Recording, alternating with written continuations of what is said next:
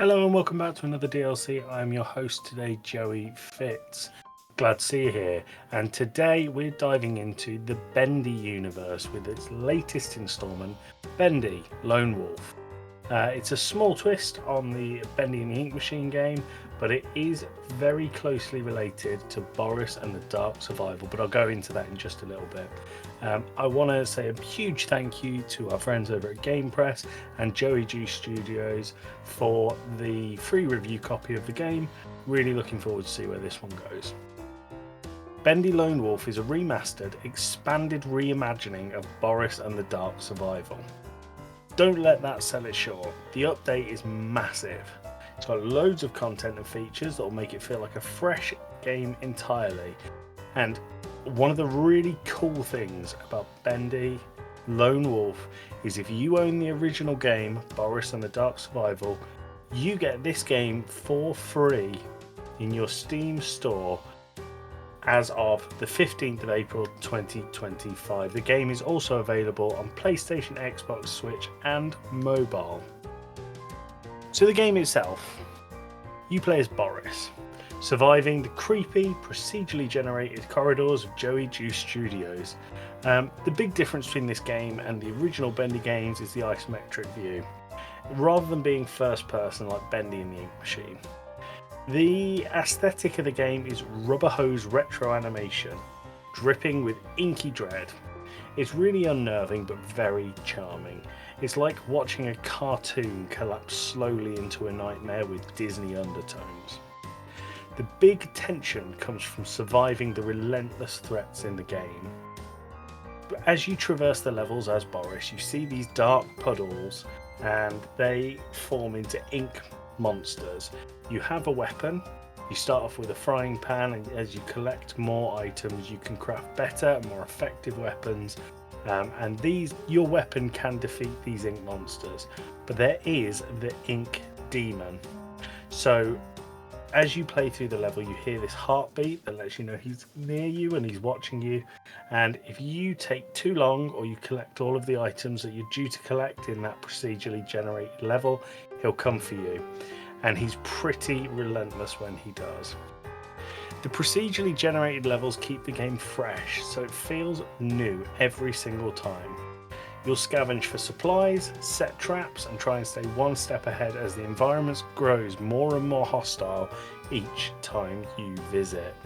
And as a side note, when the ink demon catches you, it feels like a completely different game. You're taken from this charming, cartoony, almost hand-drawn world, and it throws a jump scare at you that wouldn't feel out of place in Alien Isolation. If you played any of the BENDY games, it will feel familiar but also new at the same time. The look and feel are pretty timeless and they evoke classic BENDY vibes, but the survival roguelike structure gives it a really fresh spin. The adaptive counters mean that you can't memorize monster placements. The ink demon and enemy behavior is based upon your actions, making each run tense and unpredictable. The story starts off explaining that Boris needs to survive in the corridors of Joey Juice Studios, but beyond that it's quite a lot of visual storytelling, and it's also told through picking up tapes of people that have been in the studio. The subtle visual details like eerie lighting, ink-saturated designs speak much louder than any text in the game. I've got to say, this game, at time of recording, released today, and it feels incredibly optimised on the PC. It ran really well, and I've also seen feedback that the mobile and console versions run excellently as well. So, is BENDY Lone Wolf the perfect game? Unfortunately not. There's one really big thorn in this game, and I felt the same when I played Boris the Dark Survival, the camera. In isometric mode, it can get really clunky and a little bit unruly. Now this has been thought about.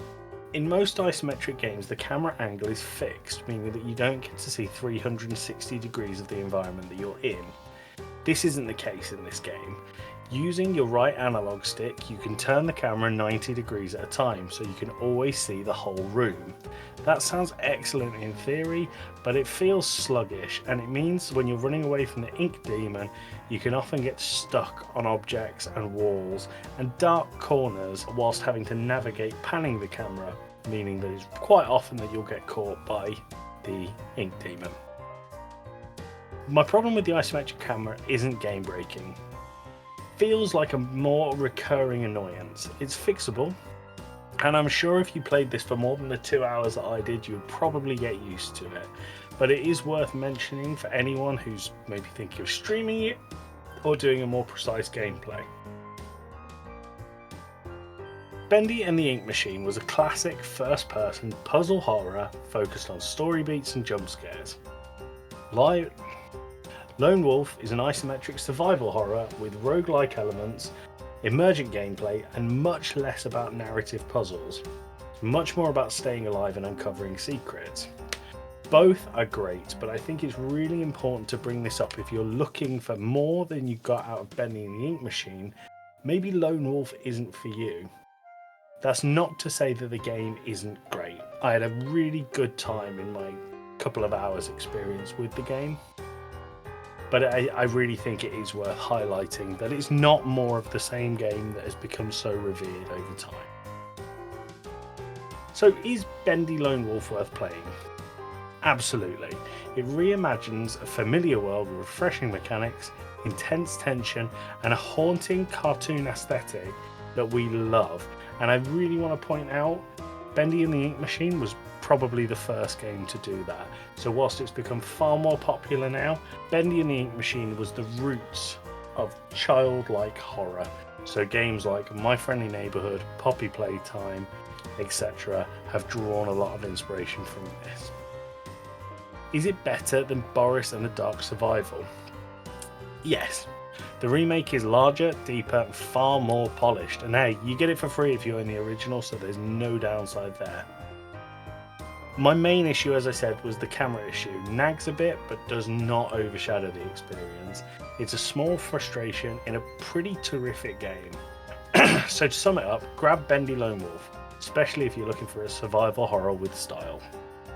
Once again, thank you to Joey Drew Studios and Game Press for the review copy. Really enjoyed my time with it, and I'm looking forward to see where the Bendy franchise goes next. Have a great day.